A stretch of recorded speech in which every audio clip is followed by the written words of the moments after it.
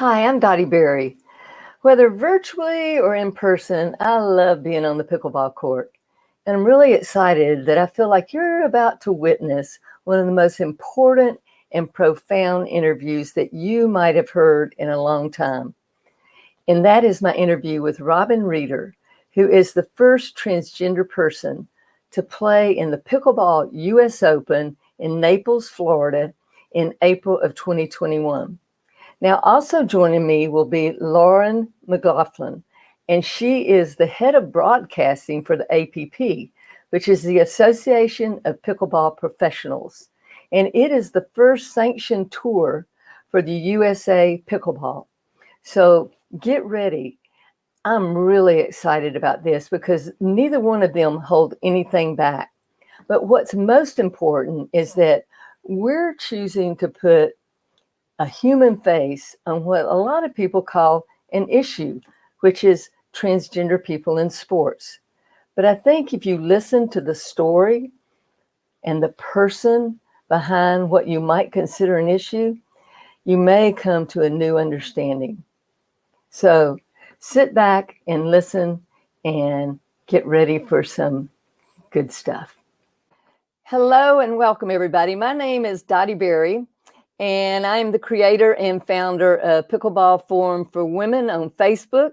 We are more than a forum, though. A forum is really what we offer, but a tribe is who we are. A tribe of empowered, passionate, fearless pickleball women who are like just fanatics. I mean, that's what we have to say. And so we've got a really great opportunity tonight, though, to share something that's really, really important for you. And my name is, again, Dottie Berry. They call me Coach B. I've kind of been coaching for a long time and love it, but not so much in pickleball. I'm an avid pickleball player, but coached women's basketball at the University of Kentucky. Now, I have with me today Lauren McLaughlin. Is that good? Did I do that pretty good? That was perfect. Oh, wow. I told Lauren I can mangle any word in the English language with a Southern accent. It sounds so good mangled. It doesn't. Oh, my goodness. Anyway, and this is our Pickleball Forum for Women. I'm going to scroll it across the bottom there because we invite you to come and join us, okay? And that rolls right over to our Facebook group, pickleballforumforwomen.com. But the reason we're here is something that I find really dear to my heart, Lauren. And it's about the first transgender woman being in the US Open Pickleball Championships this year. Now, I know that you have some insights you would like to share, but I'm going to start off first with just letting people know why this is important to me. And the way I would explain it is this way. Over 21 years ago, I took a seat at the lunch counter. Now, that's not in the civil rights era, but it was about civil rights. And I had the opportunity to sit by a person who's transgender. And I simply said, is anybody sitting in that seat next to you? And she invited me to sit down. And I got to know the very first person who I knew to be transgender. And that started my journey. Because really, little old gal from the South, I didn't know any transgender people, or so I thought I didn't know. And I have continued to work with this wonderful community of people at the Esprit Conference in Port Angeles, Washington, for 20 years, actually doing what's called the SO program. That's for significant others and couples, and I facilitate the groups. So it's through doing these groups that I've come to know a group of people that has literally changed my life for the better. I feel privileged that they've taught me so much. So, Lauren, do you know anybody who's transgender?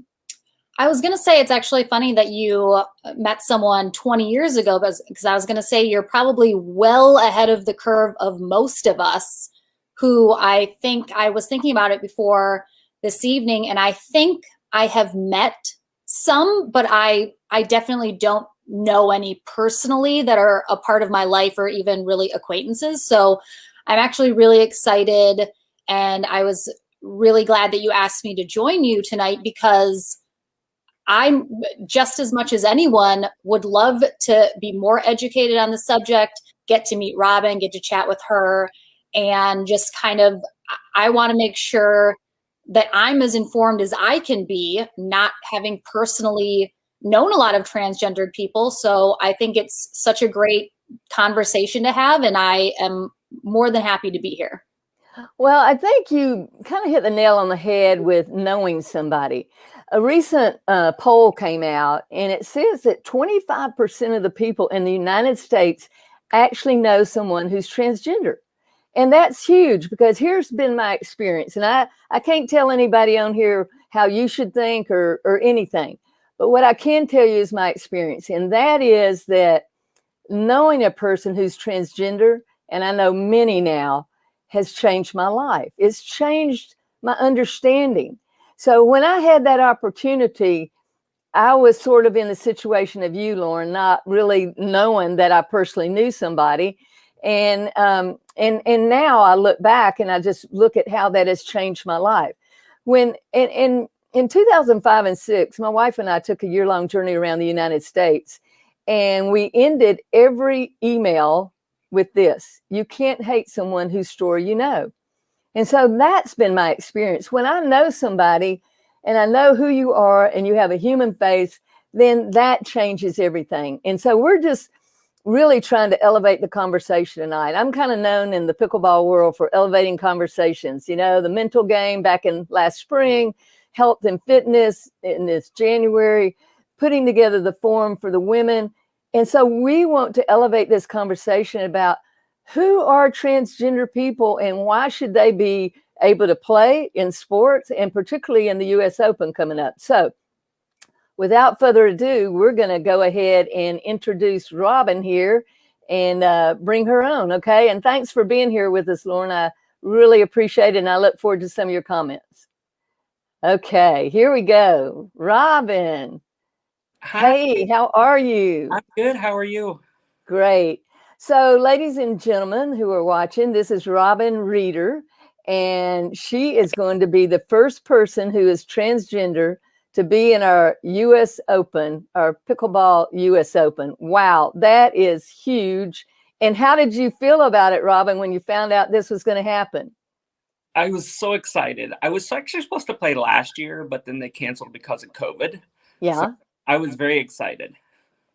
Well, I know this is a challenging journey in some ways. You know, you put yourself out there, not just to play pickleball, you do something more than the rest of us. And I'm going to bring Lauren back in here now as we talk about some of these things, because like Lauren and I, we just get to show up at pickleball tournaments and nobody says squat. Nobody says anything, you know, like we are welcome. Nobody challenges us on this. So I want to help people really understand where you've come from. My experience in working with the transgender community is that most of the time they say, I've known since I was 3, 4, 5 years old that something didn't match up. Because, ladies and gentlemen, gender is between the ears. It's how you perceive yourself. My doctorate works in human sexuality, and I had to learn the distinctions too. But when did you first discover about yourself, or having recognition is what I should say? I knew something was different when I was about 4 years old. Okay. I wasn't quite sure what it was, though. I started, I was like, I didn't want to play with trucks and cars. I didn't want to wear boys' clothes. I would play with dolls. And when I was 5, I knew that I was actually a girl. And Okay. I kept telling my parents, I'm a girl, I'm a girl. Mm-hmm. And of course, they disagreed with me. Yeah. But you know, and I would put like my dad's t-shirts on because they would be long like a dress. Mm-hmm. And I would run around with a dress on, basically. It was just a big t-shirt. But to me, that was a dress. Yeah. Well, let's just, you know, put it out there. A lot of people are going to say, well, I hear what you say, but, you know, I know somebody who didn't want to play with, you know, trucks and cars and, you know, and all like this, but hey, they didn't come and say, I'm a girl and want to later transition and go through what you've gone through, which I might say one of those things you've gone through is giving up male privilege. So, nobody does that lightly, because that's a real privilege, as we know. So, how would you answer people who might bring that up? Well, I would say basically that you're right. Not every little girl or little boy that wants to play with dolls or trucks is transgender, right? Right. Some of them, little girls may like to play with trucks and cars and play in the mud. Yeah. Little boys may want to play with dolls, but it's what you touched on. It's what's up here, right? Mm-hmm. I always tell people when I start my talks, because I'm a public speaker for the trans community, Mm-hmm. is our gender is between our ears, our sex is between our legs, right? Yeah. Yeah. And that's basically it. There's been a lot of controversy on whether or not a 5-year-old can know, but they can, and we can, and we do. We know how we feel, there's no way that anybody can tell us different, because we know how we feel up here, right? We Mm-hmm. know what's in our mind. And if it doesn't match our body, then it gives us a thing called gender dysphoria. Yeah. And so, Lauren, I want to ask you now, since you were a child, did you just always perceive yourself to be female, a girl? Yeah, absolutely. It's really funny because I would consider myself a tomboy growing Mm-hmm. up. Like I wore boyish clothes. I played sports. I preferred, things I guess more of like a boy would enjoy.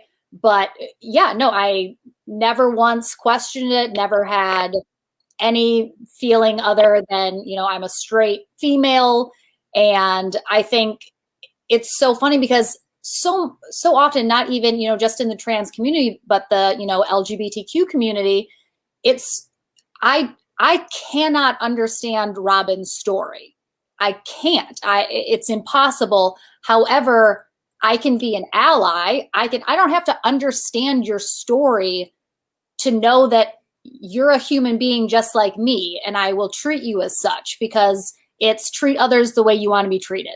That's how we're all raised learning that and spouting that. And it's like, I don't have to understand what someone else went through.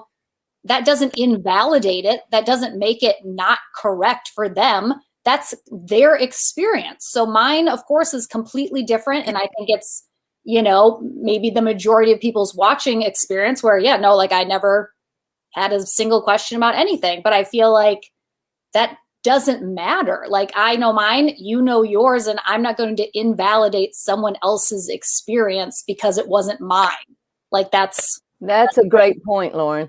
And, I think what you're saying is your perception of yourself, even though you were quote unquote called a tomboy, which so was I, because I liked playing basketball. Mm-hmm. But I never questioned that I felt like a girl, So I always ask people when they say, well, that's just not right, or they just can't be that way. And I go, well, what if all of your life, since you were 4 or 5, that instead of feeling like you were a man, what you saw, what you felt was, I am a girl. And they'll go, but I'm not. And I go, what if? And I'd say that 3 times, and about the 3rd time I say it, they go, well, I'd want to be. And they go, oh my goodness, I think I just got it. It's like a chill bump moment, because it suddenly connects with them, because there's no, you can't be other than who you are, Lauren, and you can't be other than who you are, Robyn. But what we certainly can do is empathize. And that's what we're trying to really understand first before we even get to the U.S. Open. The U.S. Open is down the road a little bit here in this conversation. The first thing is to establish, Robyn, you as a human being and how you want to be treated. So how, as you go to the U.S. Open, what are your, let's talk about some of your hopes and dreams for how you'll be received there. Well, so you said how I want to be treated. I want to be treated like any other woman, right?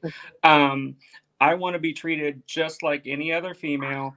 I'm there to play a game with a paddle and a ball on a court, you know, Yeah. and hopefully win a medal. But for me, this time, it's not really about winning a medal. It's more about fighting for the rights of trans athletes. Yeah. Yeah. But I just want to be treated normal. I don't want any special treatment. I don't want them to say, "Oh, well, we have to block off this court because she's trans and she's going to play on this court." I don't want any special treatment, right? I just want to be treated normal. I want to Yeah. be treated like anybody else, any other woman walking onto that court. Yeah. Well, let's go back a little bit now and take it from how you felt when you were very young, knowing I am a girl, So I want everybody right now to imagine how that might be for you. Whatever gender you are, reverse that right now.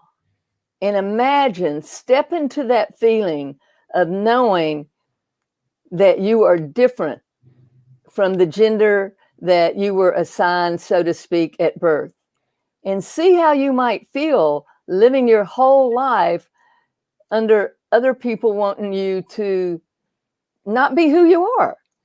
So, Robyn, when you then got to a point where you were going to change something about yourself, how did you begin that process?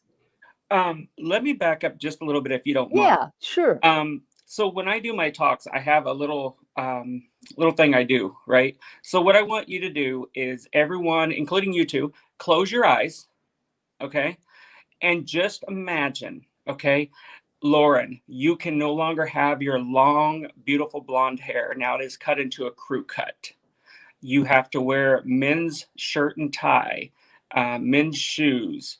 Dottie, you can no longer have your hair. You have it cut into a crew cut. If you're a man listening to this, you have to grow your hair out. You have to wear makeup. You have to wear lipstick. How are you feeling knowing that that's what you've got to do for the rest of your life? That's what a trans person feels like. It's like a prison. You can't get out of it.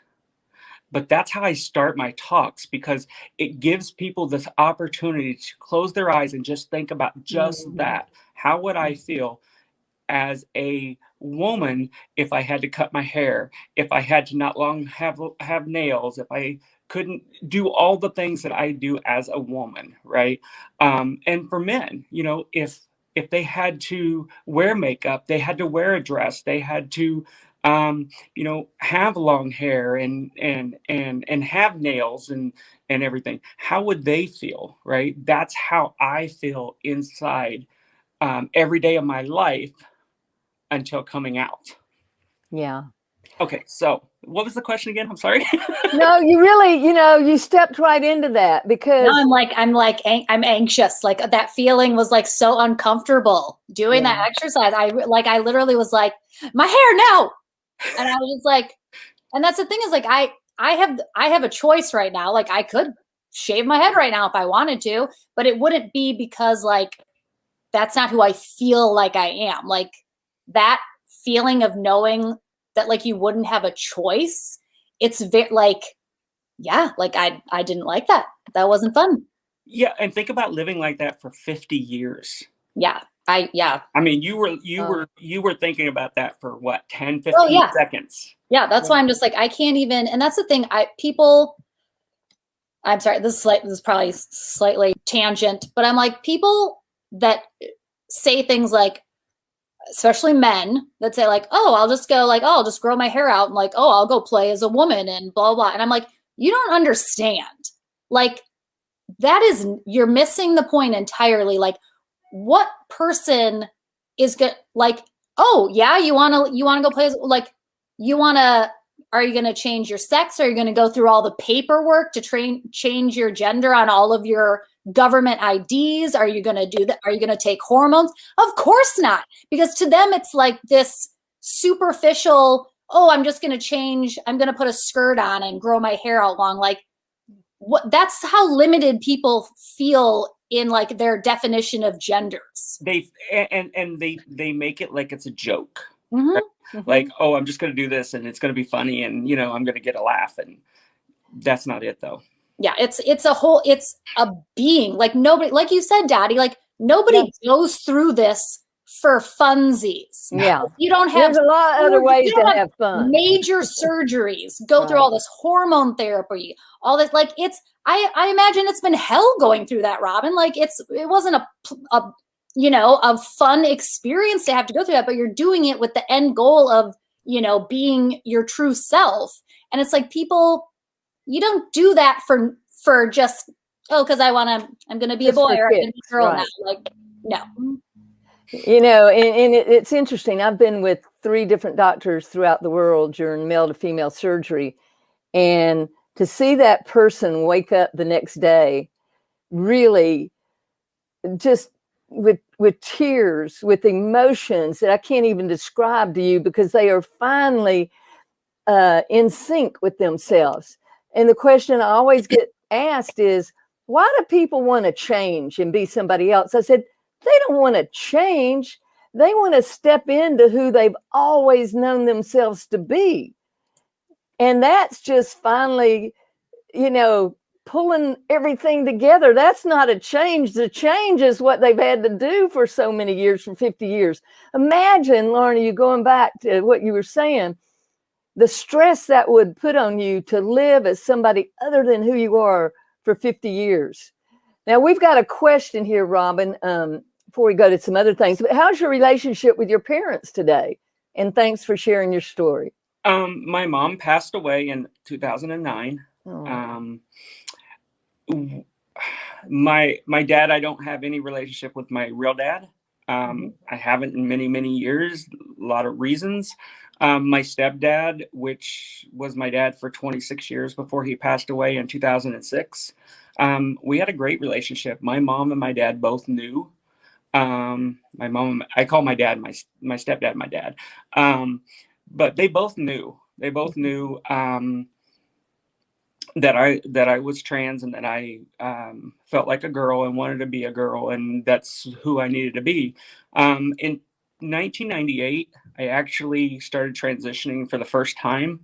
I didn't take any hormones. I didn't have any surgeries. I just started living as a girl for about 2 years. And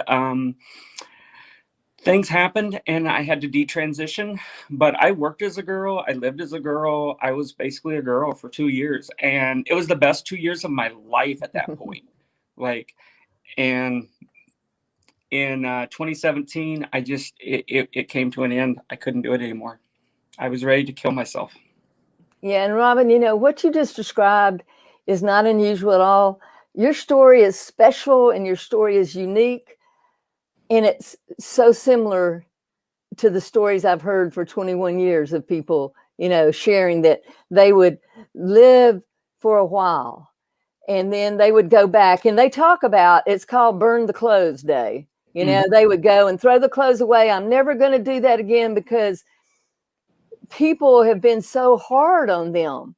And so what happens is people just go back and forth for many years till finally it's a point of life or death. And that's what I want people to really get. This is so much more than the US Open pickleball. This is about people's lives. Would you rather diminish people and have them not with us and be the gift that they are to our world? I mean, I would hate to lose you, and we have lost so many, Robyn, as we know. Well, and you know, and you're absolutely right. It is about life and death. And when I came out, I came out on my 51st birthday in 2017 on July 16th. The day before, I was ready to drive my Mustang into the Gulf of Mexico in Naples, Florida, and just in my life, I didn't want to live, but I had everything you could think of. My wife and I had 2 cars. I had a Harley Davidson. We had a beautiful $330,000 home in Naples, Florida. I had a job making $30 an hour. I mean, I had everything except for I didn't have me. And that was the hardest thing. The hardest thing was that I didn't have me. It wasn't hard for me to give up everything I had. That was the Yeah. easy part. The Yeah. hard part was the fact that I had to live so long without myself. Yeah. And you said earlier, you said that experience when they wake up, right, for the first time. I had my bottom surgery, which most people, when you say bottom surgery, they're like, "Oh, you got your butt done?" No, I had my bottom surgery, which is gender affirmation, gender confirmation, or gender reassignment surgery. It's called all three. On August 30th of 2018, when a little bit over about a year and a month after coming out. Um, and when I woke up, they put me to sleep about 10 o'clock in the morning. And I remember telling the nurse, I need something, the anesthesia, I need something to relax me. And she goes, I got what you need right here in my pocket. And I closed my eyes and I opened my eyes and I said, oh, I'm sorry, I must have dozed off. And the nurse was standing there and she's like, sweetie, it's 8 o'clock at night. The surgery's over with. And I started crying and really bawling. And she's like, are you in pain? I said, no. The first time in my life, my body and my mind are matching. And that was the best feeling in the world. Let me just tell you that Yeah. that feeling felt better than winning the lottery because I had me now. Yeah, I think if anybody watching this, either now and on the replay, can just get in touch with that. I mean, what Robyn's talking about here is experienced by people in many different ways in life. Where your family wants you to be some other profession or whatever it is. This is at a whole nother level, let's face it. But just imagine if there's ever been a time in your life where somebody wanted you to be somebody else, no matter what that is and how that impacted you. Maybe that only lasted for a month and then, you got that worked out.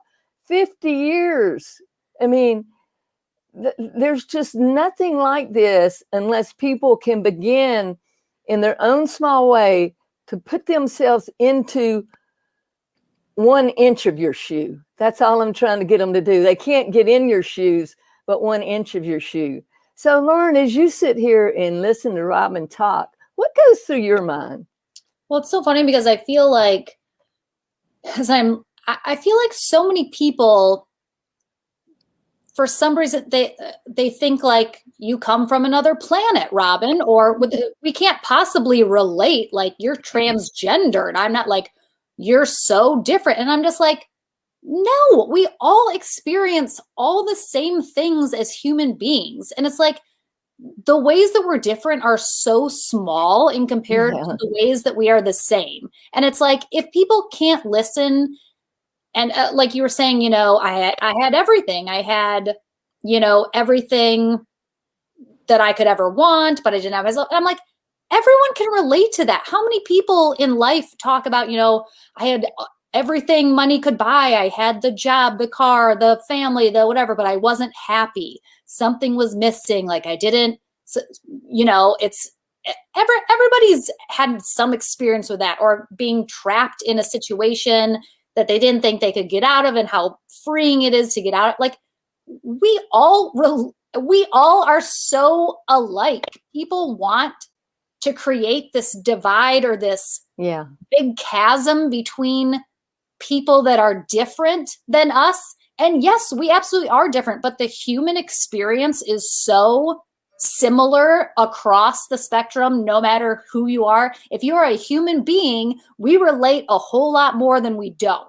So it's like, absolutely, why create this thing where like, oh, we're nothing alike, we don't have anything in common? Like that's crazy. Like so much of what you're saying, like I can absolutely relate to that in a way that I've experienced it. And it doesn't have to be the exact same situation, because of course everyone's going to have, their own lives, their own relationships, all that stuff. But it's like, we're the same. Stop acting like, oh, you're so different, I can't relate to anything you're saying. Like that's just people being ignorant. And and most people think that, oh my God, I've never met a transgender person, so it couldn't possibly be a lot of people, But statistics says that everybody knows somebody that's trans, right? And I guarantee you probably met people that you had no idea were trans. I went to an women's empowerment conference this weekend in Dallas, Texas, and I spoke. And the girl that picked me up at the airport, right, had no idea I was trans, none whatsoever. And we got to talking, and I said, yeah, I'm transgender. And she goes, what? I had no idea. People don't know. And so you may know, you may have a doctor, you may have a lawyer, you may have a judge, you may have a general, a private, anything that is transgender, and you have no idea, because a lot of them are not as boisterous as I am. And they live what they call a stealth life. I have a friend out in California, and she's a doctor. She's transgender. Nobody that she works with, nobody that she sees as patients knows she's transgender. They don't need to know. It's her business whether she wants somebody to know. I think that so I have a question that I think a lot of people should know, that is something that I would wonder as well, is, so if you're out in life and say, someone sees you and they're kind of like, what's the situation here? Obviously, I feel like for me, it would fall under the same rule of not knowing if a woman's pregnant or not. You don't say anything because you don't know for sure.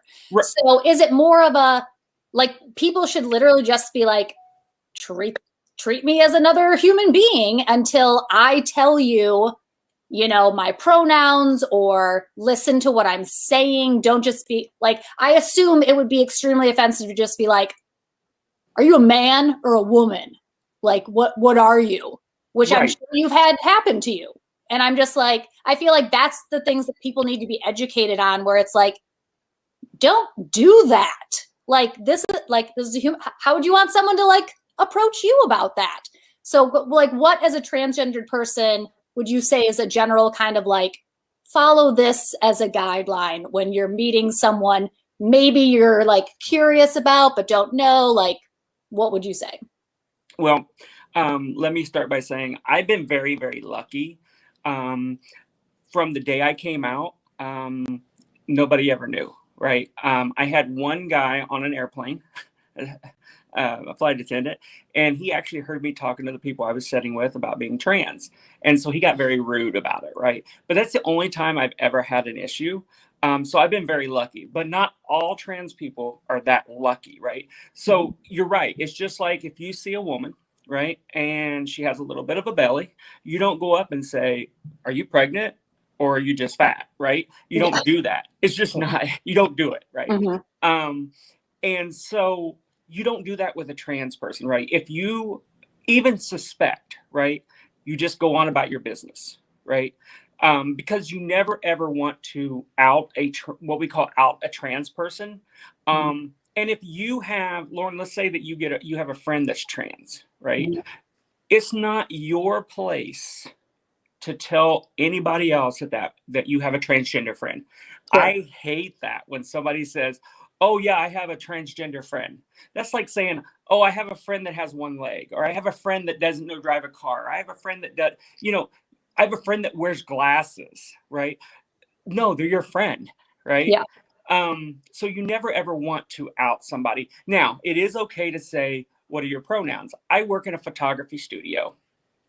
I had a young person come in, and I said, I will take care of this person. And I walked up to her and I said, what are your pronouns? And she said, she, her. I said, okay. And so it was she, her. One of the other photographers accidentally said he. And I apologized for that photographer. But you just don't do it, right? You don't out somebody. You don't tell somebody else, oh my God, that person's transgender. Let's stay away from them. You know what I'm saying? It's somebody else's story to share. Exactly. And what's great about your sharing, Robyn, is that by you stepping out and sharing who you are, you help people, other people who are transgender, in a way that you can't even imagine, because it makes it safer for them in the future when they are ready to take those steps. And the reason some people, like your doctor, might not disclose that is because they are so afraid about the backlash, Exactly. about loss of income. And we see this all the time. And of course, some people, like you said, their voices sort of give things away, so to speak. And so they get questioned, and it's just really challenging. Or some other, physical attributes that just make it more challenging for them not to be known. Right. And so lots of times they just take it on. Like a friend of mine, she just says, I'm just taking this on because, hey, I'm not kidding anybody. I'd rather help them understand better. And she's a great pickleball player. And I can tell you this, when she came to our boot camp, Tyson McGuffin treated her with the utmost courtesy and respect. I can't say enough good things, because you know why? Because Tyson's a great human being. He knows that other people like to be treated as a good human being. That's all we really want, is to go, I want to be loved. I want to be respected. I just want to be celebrated. Now, is there anybody in this world who cannot connect with those three things? If you say, no, I don't want to be celebrated, I don't want to be accepted, I don't want to be loved or respected, well, I've not met you. So this is what we're trying to do to connect us together. Well, and it's not just the fact that they may lose income. It's actually can be dangerous too. Yes. Because as we know, there's been a lot of transgender people that have been killed. I think this year we've lost, and I don't want to really, I think it's somewhere around 35 already this year. Yeah. And only 2 of those have been suicide. So it can be dangerous. I will tell you that, so I've been playing pickleball since 2016. So about a year before I came out. And I used to play at the East Naples Community Center. I had a lot of friends. I would play for 4 hours a day, and I was really good. And so and I played in the 2017 US Open 3 months before coming out. So it was in April. I came out in July. And my partner and I almost won bronze. But after coming out, I went back to play as a girl, right? Nobody knew that I had changed. They just thought I was another girl on the court. And some friends that I really good friends with, I told them, and she goes, I wondered, she goes, I didn't know, I didn't think I'd find 2 people with the same tattoos on their legs as you. But she had no idea. We played 3 games together, and she had no idea that it was the person that she had played with 3 months before. So you just never know who you're going to meet. You never know who's trans. You never know who's not trans, right? Just like if you meet somebody that's a lesbian, bisexual, or gay, you may never know that, because not every, whether you believe it or not every gay person is very feminine, right? Not every lesbian person is very, what's the word I want to use? Masculine. Yeah, there you go, masculine, right? Yeah. So you just never know, right? So it's just people. We're normal. We're normal. We're not from Venus. We're not from Mars. We haven't taken over your planet. Sorry. So I was like thinking about it, and I lived in LA for a few years, and I've lived in Chicago for a lot of years. And when you live in sort of really big, liberal leading cities, there's just a variety of people all across every version or whatever.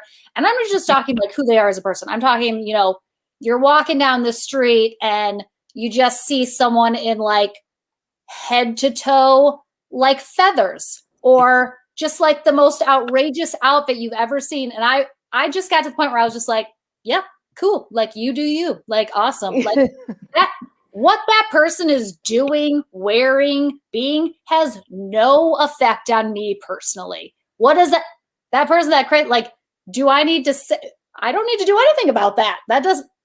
Doesn't affect me one little bit. So why do people, that's the thing too, it's like, this is the same thing.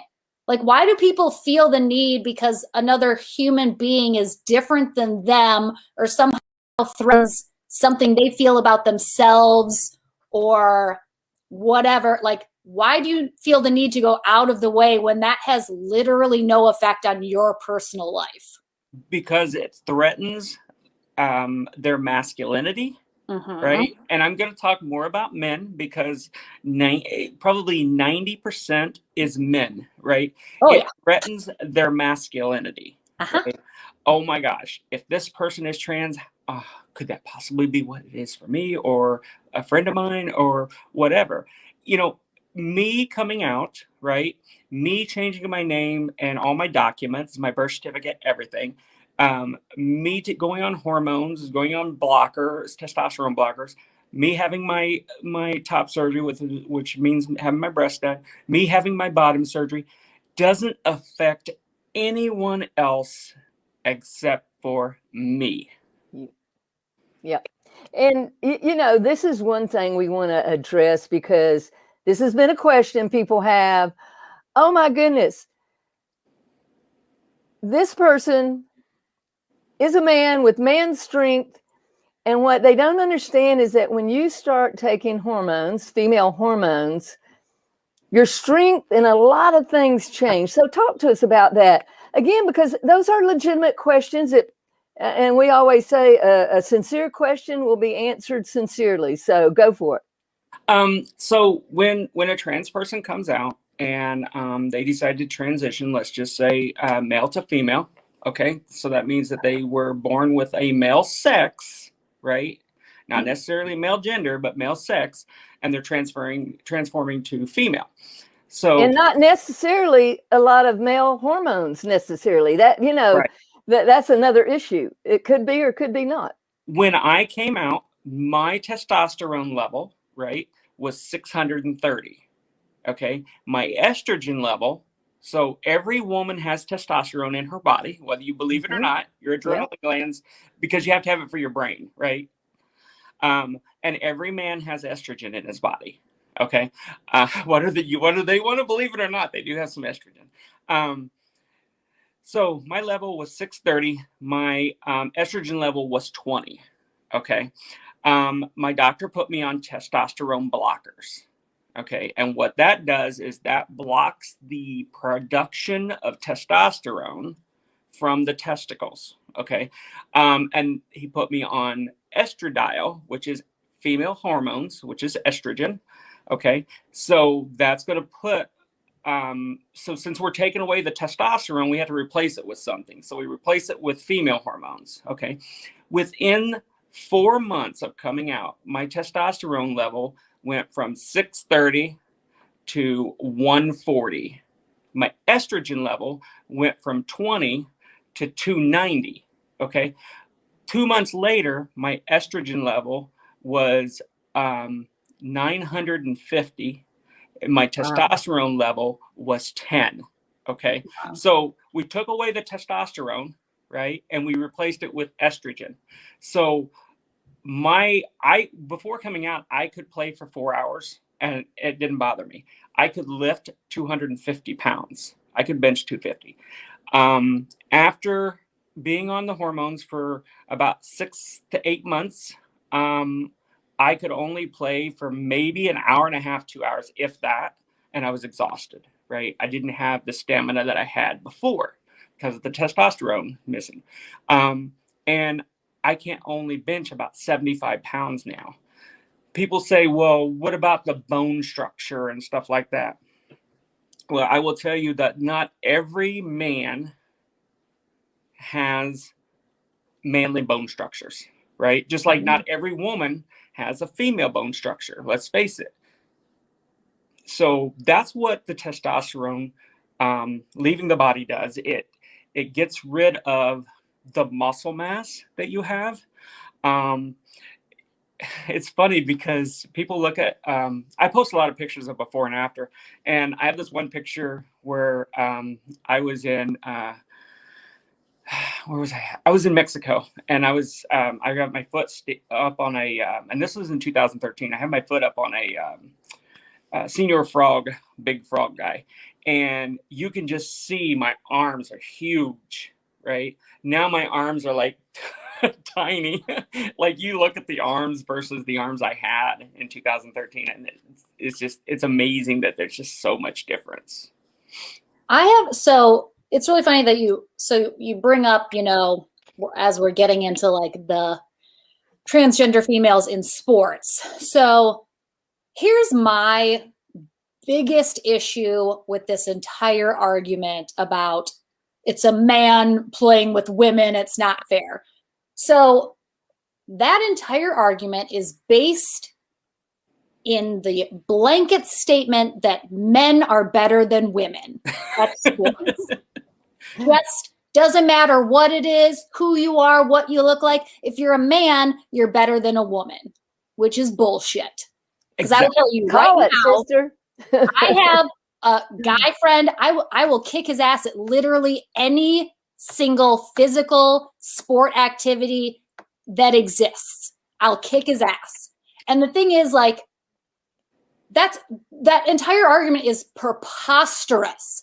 It's based entirely in, the male masculine patriarchy thing that men are better than women. They just are across the board. Doesn't matter. So for you to say just because someone is a man entering into a female, you're literally just saying that all of those female athletes are less than. Exactly. Simply because he has a penis. Are you serious? Like, that is outrageous. So take away the fact that, like, oh, it's a man. Like, so you're literally saying just take any man, put him up against any woman, and the man will win anything. That's insane. And first of all, not only can I beat just a ton of dudes at a ton of things, because I'm really athletic, I'll prove it if you want. Like, any dudes want to take me on some stuff, like, I'll beat you. So, like, sorry, that argument is ridiculous. Two, like, there's a bunch of females out there that can kick my ass too. Like, we're not like, women are in better shape, or they're younger, or they're just better trained in certain sports. Like, I can't just go out in soccer, basketball, whatever. Like, I would absolutely get crushed by other females, because what does that have to do with anything? Like, oh, I'm sorry, ma'am. You're too tall for basketball. I feel inferior. You are not allowed to play. It's unfair. You're too tall. Like, just the entire basis that men are better than women at sports across the board is stupid. So all these people coming out of the woodworks that are just like, oh, it's unfair to the women. It's unfair to the women. Please, like, talk to the women about that, because, like, they'll happily kick a bunch of dudes' asses to prove that that's not the case. So sorry. Hey, hold on before you go on, because I want to make sure Carly is being great to help us and get some questions and comments. So Carly, I'm going to ask, when you put one up, if you'll keep it up there until we have a chance to kind of go over it, because this is some really good comments that are coming on. I mean, I even saw one of my friends from a sorority sister in college was on here, and she was talking about this is really educational. So Kathy, thank you for being on. And that's our intent, is to help people have a better understanding. But there's this one right now. So let's just go over it.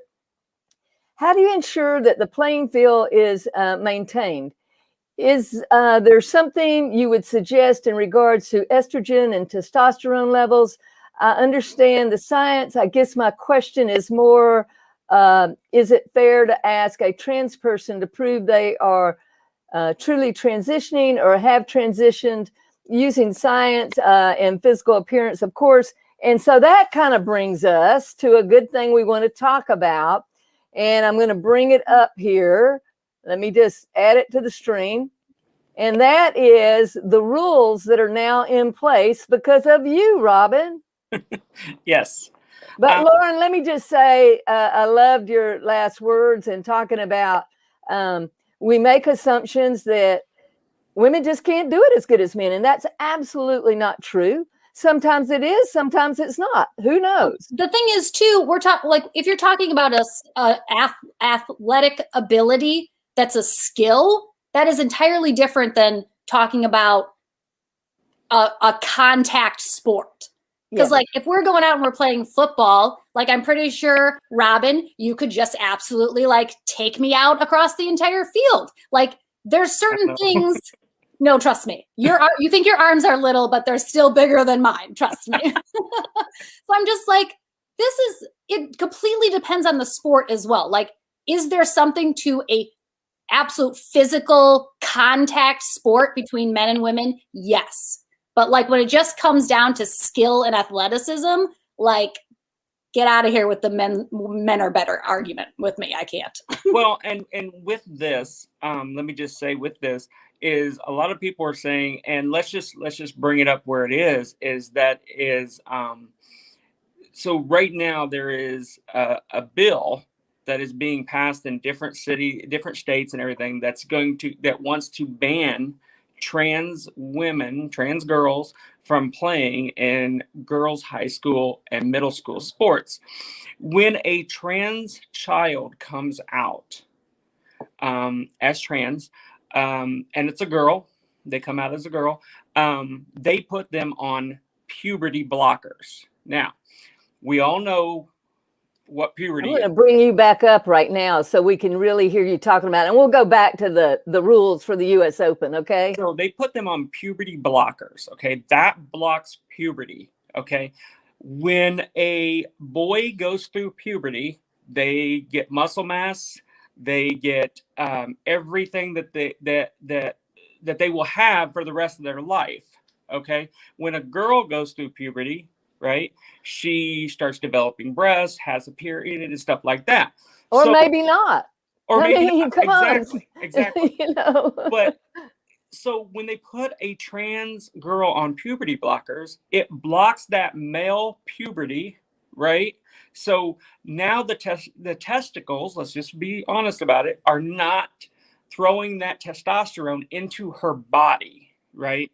It's being blocked. So, and then they put them on female hormones.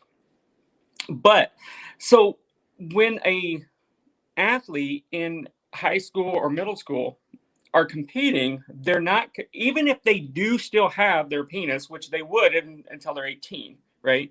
They don't have an advantage because they don't have that puberty that they should have went through, right? Because it was blocked. Now, the nice thing about puberty blockers, and this is the reason they use those versus testosterone blockers, okay?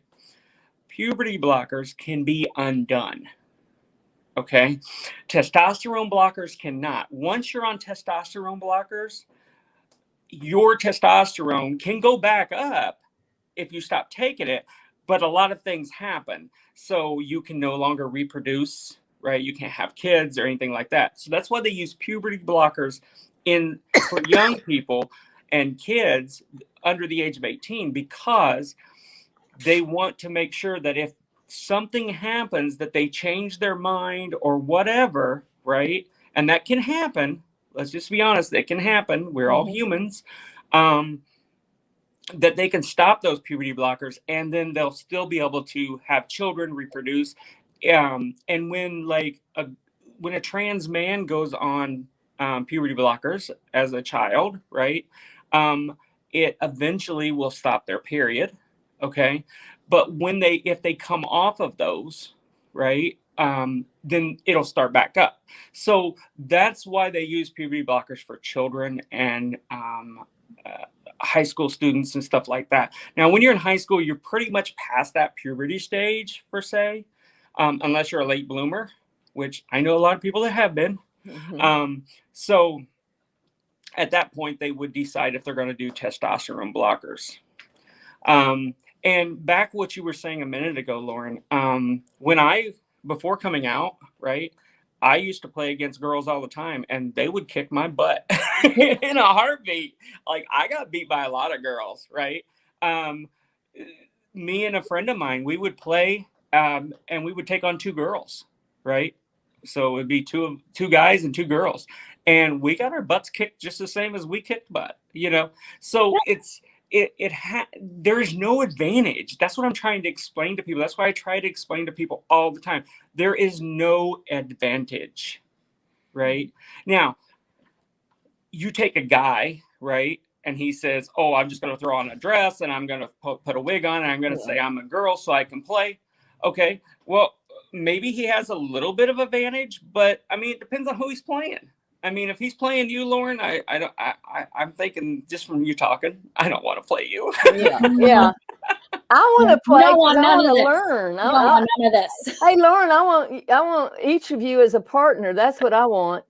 Well, so I'm just like, well, in pickleball, you have a skill level for a reason. You play at a skill level. You don't play at a weight range. This isn't boxing. You don't like weigh in before you go to see who's like your size or what. It's a complete, like, there's dudes playing pickleball that are like 7 feet tall, and there's guys playing that are little shorty guys. It's the same with women. There's tall ones, there's short ones, there's older ones, there's younger ones, like different weights. Like, it's a skill level. That's why you play at a skill level. So it's like, I feel like everyone's just like, oh, Robyn, you're just going to come in and you could just beat any of the pros. Like, what? You're at a skill range, like, for goodness sakes, people. And you were playing, let's just say it, 3.0 in singles is Right. what you're playing. At 50 plus. At 50 plus, yes. I'm playing so the women that I'll be playing, right, the other women, are going to be 50 to 60, okay? And they're going to be 2.5 or 3.0, okay? Now, I normally try to play at a 2.5, but they put the 2.5s and the 3.0s together, right? Yeah. I can play at a 3.5, but it's really hard for me. But I'm not a 5.0 player. Now, let's just say if I played a 5.0 player, whether it be a man or a woman, I'd get my butt kicked. Let's just say that. I had one lady on I think it was on your forum, actually. She's like, oh, I would love to play you. And I'm like, girl, you would kick my butt because you're a 5.0. Well, Robyn, we've got a comment here, and then I want to talk about some things that have happened to you with people's comments, and we also want to go back to the rules, guidelines, so forth that are in place, and just kind of get your take on that. But Facebook user, I think the real issue is to do with the male who identifies as a female and lives as a female, but still has all the normal levels of male hormones. They haven't yet transitioned. They haven't yet come out and gotten testosterone blockers and estrogen supplements. So biologically, they are fully male, but identify as a female and want to play in the women's division of sports. Obviously, men aren't better at sports than women across the board, but you can't deny the science that testosterone, I think it went on. So I think this is a valid question they're trying to ask. So how would you answer that? Well, first of all, if they've came out at all, right, then they are what we call transitioning. Okay, so transition starts from the first day you come out. You start transitioning, right? And I would say probably 90 to 95% of trans women, when they come out as a trans woman, their first thing they do is they get a hold of a doctor, and they get estrogen. The first thing I did, once I come home on my birthday, and I set my wife down and told her I was a trans woman, I was a girl trapped in a male's body. The next day, on the 17th, which was a Monday, I called a doctor and said, I'm a trans woman. I need to get estrogen and I need to get blockers. I had an appointment a day later and I started on them. So I guarantee you that 90 to 95% of trans women, as soon as they come out, that's the first thing on their mind. It's not, oh, I'm going to go play pickleball and beat somebody, or I'm going to go play basketball and beat somebody. It's, I want to transition completely. I want to have estrogen going through my body. I've been poisoned with testosterone for 50 years, right? So, and that's what we call it, testosterone poisoning. Because it is poisoning. You know, Robyn, this is so true. I've had friends and people I worked with where they were just up and down all their life. I mean, with depression and a lot of different things, but it was hormonal also as much as anything. And when they started on those female hormones, it was like night and day. And so one of the things you're talking about, the first thing they want to do, well, when I'm, in my groups and that I'm dealing with couples, the hardest thing is for me to have to say to the person, look, you do not want to start on hormones if you have not talked with your spouse, your partner, your wife, or whoever. And sometimes because they want that so badly, they'll make a poor decision of going ahead and doing that without being honest, and that creates issues. So I'm always encouraging them, be honest each step of the way. So you're absolutely right. The minute they really start that process, they've probably already started on hormones. So we're getting a lot of good comments from here. Just people with saying thank you and appreciate you sharing your story, and I'm learning so much, and I think you're answering a lot of things. One person saying now, Dana, I guess, or Diana. It's hard to read. It's kind of small there. This is such an important societal topic. I'm hopeful that USA Pickleball will seriously look at this as well. Thank you for discussing this tonight. So one of the things I want to bring up, and this is really hard, but I think it's important for people to hear. You've received a death threat. Yes, I have. This story that I did, this interview has went pretty much viral, you might say.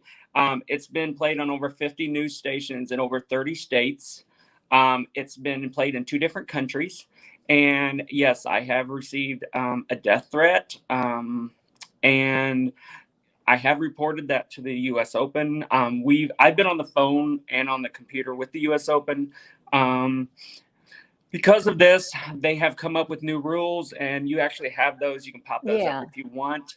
And those rules don't say that a trans woman can't play in the U.S. Open. Basically, and I'm kind of paraphrasing because I can't see the screen that great, is if a trans man wants to play in the U.S. Open, now let me just back up and tell you, a trans man is born with a female sex, and between their ears, they feel like a guy. So they're born biologically female, not gender. Biologically, they are female, okay, in the body. So if a trans man wants to play, they can play with no restrictions, none whatsoever. Okay. If a trans woman wants to play, right? So born biological male between the legs and female up here, like me, they have to prove that they're on testosterone, or they're off of testosterone blockers. So they don't have testosterone running through their body, or they're on blockers, one of the two. They have to prove that they have estrogen. Okay, that they're taking estrogen, and then there's some other things that they have to prove. Now, I'm very glad that the U.S. Open has come up with this. I think it's great that they've added this. Do I think it's 100% fair? No, because, and I'll tell you why, is we're right back to men are better than women type thing, okay? Because the trans men don't have to go through any restrictions or conditions. The trans women have to jump through hoops, right? Which is not a problem for me because everything has been done. I have 10, right now my testosterone level is less than 10. It's between 8 and 10, which every man, right, has estrogen in their body, and every woman has testosterone in their body. They have to have it for brain function, right? And it's funny because when I went after having surgery, my bottom surgery, I went to my doctor, and the nurse practitioner said, I need to get a testosterone level from you. And I said, well, hopefully I don't have any. He goes, well, you need some. He says, if you don't have up to between 8 and 10 will have to put you on some testosterone to get you there. Otherwise, your brain function will be affected. Okay. So I don't want to get too technical, but I just want you to understand that these rules are great on paper, right? But it's really not fair between trans men and trans women, if that makes any sense to you. Yeah, and let me just point out to people that over here, it was a PDF from the U.S. Open Pickleball Championship. If you go there, Robyn, talk them through, because you did that. When they go to that website, where they go to find this document. So when you pull up the U.S. Open Pickleball Championship.com, I believe the website is. Yes. Over on the left side, the second tab is going to say event documents or event something. You're going to click on that. It's the second tab. And it's going to let you go down, and you're going to you click on athlete. After you click on athlete, it's going to bring up all the different ones. You go all the way down at the bottom, and it'll say transgender, right? Yep. And that's where you're going to be. You're going to click on that, and it'll bring up the transgender one. So if people are interested, they can go there and they can read through those. And and you know, and what I would say to the ladies too, I'm going to put this back up here again. Pickleballforumforwomen.com. If you're a lady and you want to come in a safe, welcoming place just for women pickleball players, like I said, we're fearless, we're passionate, we're go-getters, we're pickleball fanatics. Come over into our group, and Robyn's in the group, and ask questions. You know, I think you're gonna, as you can see right now, she's going to be more than willing to answer your questions. And so we put this out so that a lot of different people could see this interview, Robyn. We've got it on YouTube. We've got it on my personal Facebook page, and we've got it in our Pickleball Forum for Women. And we're just trying to really answer these questions that people have. So, Lauren, anything else? I want to be respectful of your time and Robyn's time and everybody's time, and sort of bring this together. I do have one last rant to go on, Daddy. Thank you very much. Okay. Yes. Rant on, Lauren. So my big thing is, I remember when, and I think a lot of people can, you know, obviously, Daddy, like you said, you met, you know, maybe your first transgender person about 20 years ago. Most 1999. Most of us probably have met one that we're maybe not aware of, but I think a lot of people would say, yeah, I don't know any personally. I remember, I can't remember how many years ago it was, Robyn, I'm sure you remember crystal clear, when the conversation was just kind of starting to get a little more mainstream about people that were transgendered. And I remember the big argument at the time was, men are going to dress up as women to go in locker rooms and bathrooms to molest people. And, oh, it's just going to be a bunch of men, whatever. Do you know what the problem with all of that is? Men. So it's not, you know what, like transgendered women, they don't go through this to go take advantage of women's sports and to go use women's bathrooms. Like, do you know what a transgender person does in the women's bathroom? Goes to the bathroom. Goes to the bathroom. Just like anyone, yeah. Right? We want to get in there, we want to use the bathroom, wash our hands, and get out. The entire argument that it's just a bunch of men that are going to take advantage of it. Yeah, no kidding, because men are the worst. And you know what? Like, the problem is, do you know how much violence is done by men? Most of it. How much sexual violence towards women is done by men? Most of it. How much sexual violence towards men is done by men? Most of it. All, like, the issue is men. Like, stop trying, like, hey, how about every man out there fix the man problem about harassing women on a daily basis as they walk down the street, about the fact that your buddy just made some ridiculous rape joke as oh, that was hilarious, guys. Oh, she's probably, look at what she's wearing. She's probably asking for it. But like, hey, How about all the men out there step up and take care of all the toxic masculinity that's just throwing up over everything in society, and then worry about the trans woman who would just like to go pee in peace? Like, that is outrageous to me, that everyone's just going to lose their mind about, oh, men are going to take, yeah, because there's a man problem. That's the problem. It's not trans women that are the problem. It's men and all the issues that toxic masculinity has caused in this society. So it's like, hey, guys, why don't you like get your lives together, stand up for women, protect women, treat women with respect, and then maybe everyone can be a better person and they'll just treat trans women like they should be treated, which is like as a human being, which is what all women want.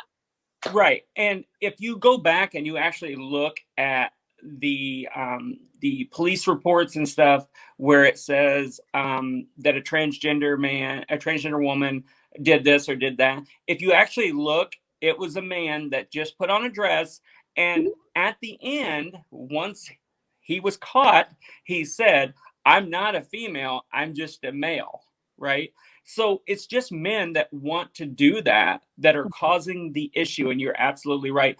I want to back up just for a minute. I'm sorry, Dottie, but I want to back up for a minute. I believe it was 1975, and I may be wrong about the year.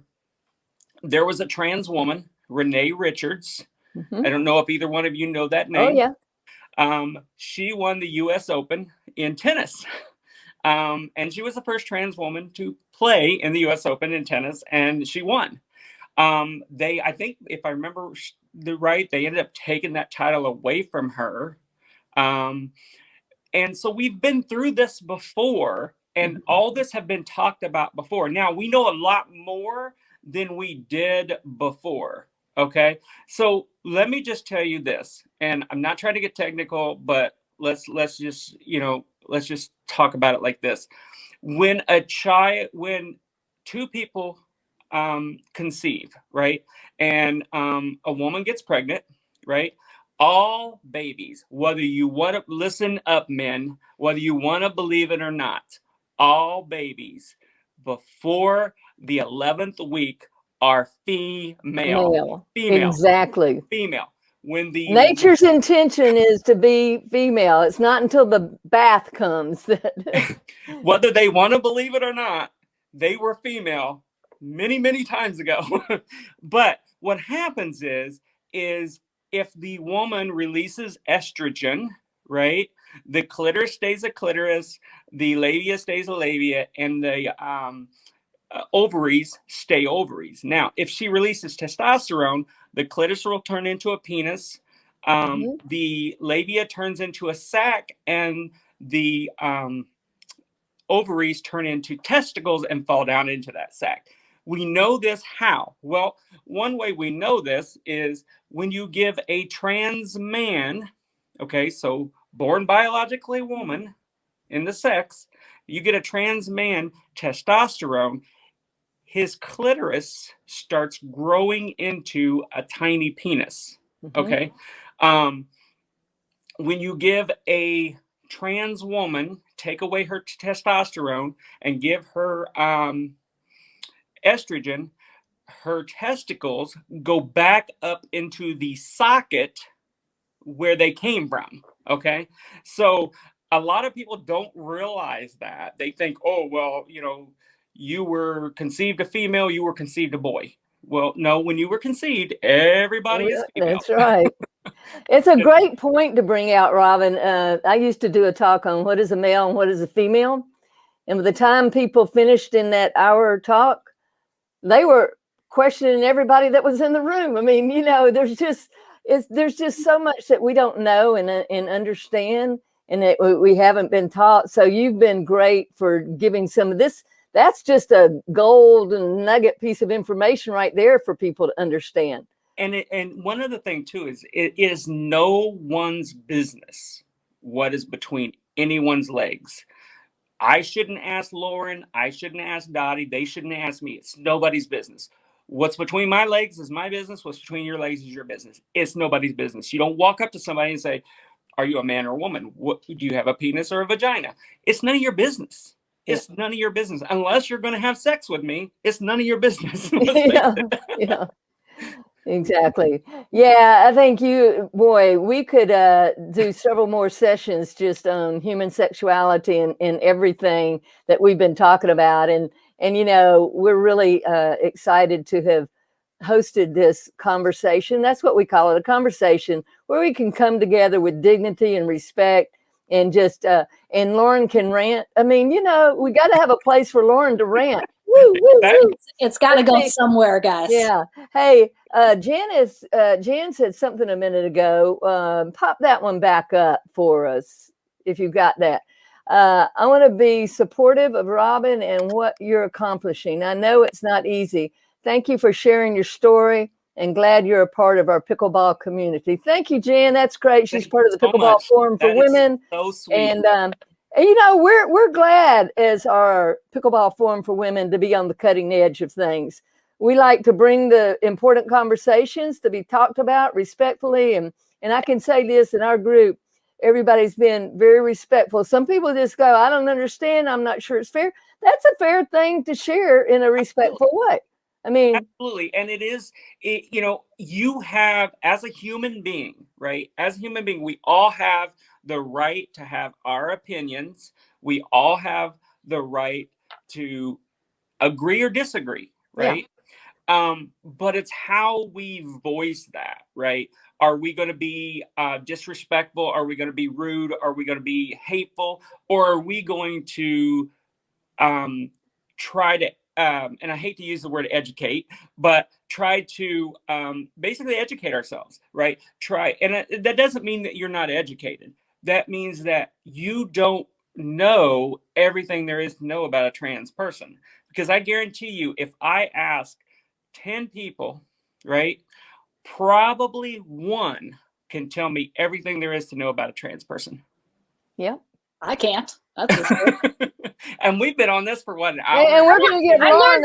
I learned a lot of new things. It's amazing. This is what it's about. And the thing is too, like you mentioned, and that's what I would kind of close with too, is like hate comes from a place of ignorance, fear, and misinformation, where you, and that's about you. If you're a hateful person and you feel the need to be hateful towards someone that's different than you or you don't agree with, that's your problem. That's about you. It's not about them. That's your issue to fix in yourself. And unfortunately, that means a lot of people like you, Robyn, have to be on the receiving end of hate. Yeah. And it puts the burden on you to just be like, just let it go. Just let it go, which isn't easy. Like nobody wants to be on the receiving end of that. So people out there that's my bottom line. Like I don't have to understand a thing about you, Robyn. I don't have to understand anything about transgender people. I don't have to agree with anything you say, but I have to treat you like a human being, because that if we don't, like, what are we doing? What are we doing in life? Like everybody it's treat others how you want to be treated. If you don't believe that, then don't get mad when people treat you hatefully, because you don't get to do it one way and not the other way. And also, like, just a shout out to anyone that wants to hide behind religion on their viewpoint of this whole thing. Like, guess what? Jesus said, love God and love others. Like, that was the big to do. So forget all your other details, because if you want to do that, like, guess what? Love others. What do you think that looks like? It looks like treating people with respect and kindness and dignity. And you could be from another planet. I don't care, because I want to be treated well, so I'm going to treat you well. And like, that's all anybody has to do. And people are afraid of what they don't know and what they don't understand, and they don't want to know, right? That's why people are afraid. People ask me, say, why is it so important for you to go on the news and tell everybody that you're going to be the very first transgender woman to play in the U.S. Open Pickleball Championships? You're just wanting the spotlight. That's not true. I could go in there and I could play and nobody would know the difference, right? Except for people that I personally know, right? But it's more about getting it out there that there is trans people that play sports that don't have the advantage, right? I want to, and what made me decide to do this, I know we're getting along on time, but what made me decide to do this is this bill that is being passed in Yes. all these states, right? Let's face it, I'm going to use the D word. It's discrimination. It really is. It's discrimination. We have fought for many, many years, and I say we because now I'm, because I'm female, Yes. but Yes. females have fought for many, many years to have the same rights as men. Okay. When I came out, we're not there yet. and we're not there yet. Exactly. When I came out as trans, it's funny. This comedian, she says when she came out as trans, she lost the male privilege, right? So let's think about this. Men's pockets on their pants are much deeper than women's, right? The pockets. Pocket. Men don't have to worry about a sweater falling into the toilet when they sit down. Men don't have to worry about their cell phone falling into the toilet when they sit down because men don't carry their cell phone in their back pocket like we do. And those pockets aren't big either. So and I say that jokingly, but we do lose privileges, right? I have lost so many privileges after coming out that I had before, right? And people wouldn't do that just for a joke, right? People think, oh, well, they're just having fun, right? Somebody asked me one time, says, do you miss all the trips that you used to go on with your wife and everything like that? No. I tell you why I don't miss them, because I have me, right? And that's the most important thing. But I want everybody to understand, and I will stop with this is not about me playing in the US Open pickleball championships, right? It's not about me playing there and winning a medal. It's about me standing up for transgender individuals, transgender athletes, and giving You're giving voice to them. voice, exactly. Yes. Giving voice to them. Representation. Exactly. And again, and I've said this before, yeah, I could win a gold, a silver, a bronze medal, but that's not the important thing. The important thing to me is walking away knowing I did my best and I gave a voice to trans athletes and trans people, individuals. And you know what? As we end up here, I'm going to give what my wife is putting up on the screen. Oh, is that your wife? Her name is Robyn, and we call her Robbie, but she says, Robyn, you are so articulate and well-spoken. Thank you for your important words and for educating us all. So, Lauren, any parting words from you? Another rant? You got it? No, you're done.